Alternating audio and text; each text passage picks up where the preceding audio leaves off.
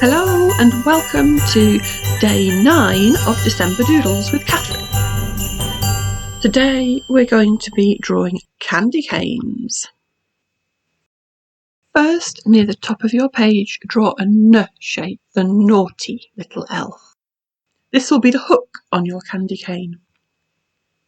If you've got this little sticky up bit, rub it out so you've got a nice smooth curve. Now we need to make one leg of the N longer, like that. Excellent. Now you have your candy cane shape. We just need to draw another bigger N over the top and to extend the outside leg on the same side to make the stem of our candy cane. Let's round off the end of the hook and now the base of the candy cane. All we need to do now is add our candy stripes. Remember to draw them diagonally across your candy cane.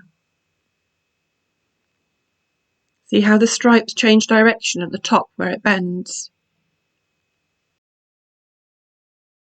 Ta-da! You've drawn a candy cane!